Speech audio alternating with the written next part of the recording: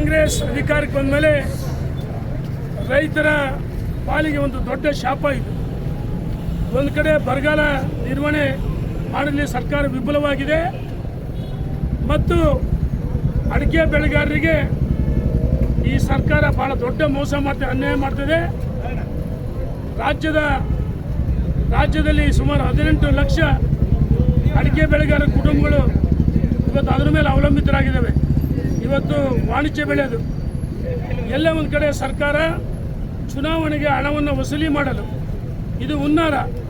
ನಮ್ಮ ಆರ್ಗ ಜ್ಞಾನೇಂದ್ರ ನೇತೃತ್ವದಲ್ಲಿ ಕಳೆದ 2 ದಿವಸಗಳ ಹಿಂದೆ ಗುಟ್ಕಾ ಬ್ಯಾನ್ ಮಾಡ್ತೀವಿ ಅಂತ ಹೇಳಿದಾಗ ಬೆಂಗಳೂರು ವಿಧಾನಸೌಧದಲ್ಲಿ ಆರ್ಗ ಜ್ಞಾನೇಂದ್ರ ನೇತೃತ್ವದಲ್ಲಿ ಮಾನ್ಯ ಮುಖ್ಯಮಂತ್ರಿಗಳನ್ನ ಭೇಟಿ ಮಾಡಿ ಮುಖ್ಯಮಂತ್ರಿಗಳು ಭರವಸೆ ಕೊಟ್ಟರು, ನಿನ್ನೆ ಅಧಿವೇಶನದಲ್ಲೂ ಗುಟ್ಕಾ ಬ್ಯಾನ್ ಮಾಡಲ್ಲ ಅಂತ ಹೇಳಿದ್ರು.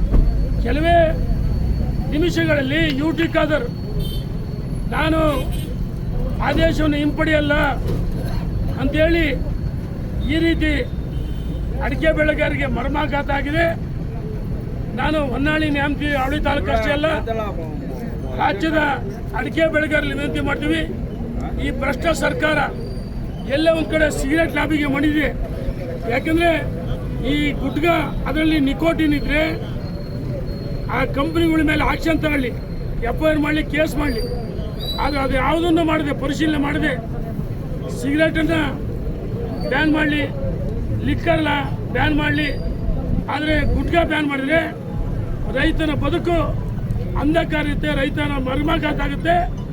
ಅದಕ್ಕೋಸ್ಕರ ಹೊನ್ನಾಳಿ ನ್ಯಾಮತಿ ಅವಳಿ ತಾಲೂಕಿನ ಎಲ್ಲ ಅಡಿಕೆ ಬೆಳೆಗಾರರಲ್ಲಿ ಸೋಮವಾರ ಬೆಳಗ್ಗೆ ನಮ್ಮ ಹೊನ್ನಾಳಿ ನ್ಯಾಮತಿ ಅವಳಿ ತಾಲೂಕು ರೈತ ಮೋರ್ಚಾದಿಂದ ಬೃಹತ್ ಹೋರಾಟವನ್ನು ಪ್ರತಿಭಟನೆ ಮಾಡೋಣ.